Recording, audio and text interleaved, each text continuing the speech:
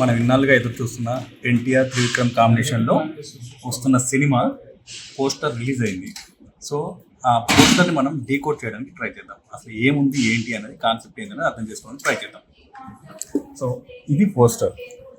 ఈ పోస్టర్లో ఏమేమి చూపిస్తున్నాడు, ఏంటి, అసలు ఈ త్రిశూలం ఏంటి, ఆ డిఎన్ఏ ఏంటి, ఒక్కొక్కటిగా మనం చెప్పడానికి ట్రై చేద్దాం. సో ఇందులో ముందుగా మనం చూస్తే త్రిశూలం ఈ పోస్టర్ మధ్యలో భారీ త్రిశూలం మనకు కనిపిస్తుంది. ఇందులో త్రిశూలం మనందరికీ తెలుసు, శివుని యొక్క ప్రధాన ఆయుధం. దీనికి 3 అంచులు ఉంటాయి త్రిశూలానికి. ఇదేంటి? సృష్టి, స్థితి, లయ, అలాగే గతం, వర్తమానం, భవిష్యత్తుకి సూచికగా దీని గురించి మాట్లాడతాం. సో దీంట్లో డిఎన్ఏ ఒకటి ఉంది. Okay, DNA double helix. ఇది త్రిశూలం పై భాగంలో ఉంది.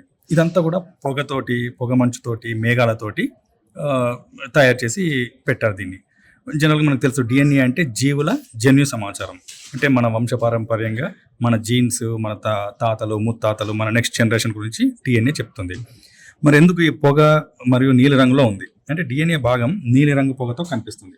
ఇది దైవత్వానికి, రహస్యానికి, విశ్వశక్తికి సూచించేలాగా డిజైన్ చేశారు. అలాగే కిందికి వస్తే ఇదంతా యుద్ధ భూమిలో కింది భాగంలో మనకి ఏం కనిపిస్తున్నాయి? విరిగిపోయిన ఆయుధాలు కనిపిస్తున్నాయి. అలాగే నేలపై పడిపోయిన యోధులు ఉన్నారు, కాలుతున్న మంటలు ఉన్నాయి, కొన్ని జెండాలు ఉన్నాయి. అలాగే ఆలయాలు బ్యాక్గ్రౌండ్లో మనకు టెంపుల్స్ కనిపిస్తున్నాయి. ఎర్ర జెండాలు కూడా మనకి కనిపిస్తున్నాయి. ఈ ఎరుపు జెండాలు ఏంటి? ఎరుపు జెండాలు జనరల్గా వీరత్వానికి, అలాగే త్యాగానికి, యుద్ధ సంకేతానికి మనం చిహ్నాలుగా చూస్తాం. అలాగే మనం ఆకాశాన్ని చూసుకున్నట్టయితే స్కై అంతా కూడా మేఘాలతోటి, మెరుపుల వాతావరణంతో భయంకరంగా, అంటే ఏదో ఉద్రిక్తత జరగబోతుంది, యుద్ధం జరగబోతుంది అన్నట్టుగా స్కై ఉంది. అలాగే త్రిశూలం కింద మనకి సంస్కృత శ్లోకం కనిపిస్తుంది. కొంచెం బ్లర్గా ఉంది. దీంట్లో ఏముంటుంది? నన్ను ఆయుధాలతో పోయలేరు, అగ్ని కాల్చలేదు, నీరు తడవలేదు, గాలి నన్ను ఎండబెట్టలేదు అని. అంటే మనకు తెలిసి ఇది భగవద్గీత శ్లోకానికి దగ్గర సంబంధాన్ని ఉంది. అంటే ఆత్మ అనేది నాశనం కాదు అనే సందేశాన్ని ఇది ఇస్తుంది.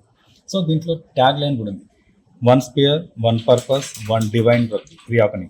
అంటే ఒకే ఆయుధం, ఒకే లక్ష్యం, అలాగే దైవ తీర్పు అనేది. సినిమా కిందికి వచ్చేస్తే ఎన్టీఆర్ త్రివిక్రమ్ 2 కలిసేలాగా ఇచ్చారు.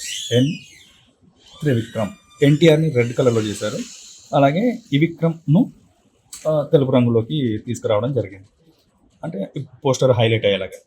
అలాగే ఈ పోస్టర్లో 3 ప్రధాన థీమ్స్ని కలిపారు. ఒకటి శివతత్వం, 2 సైన్స్, అదే డిఎన్ఏ జన్యుశాస్త్రం, అలాగే మహాయుద్ధం, ధర్మం.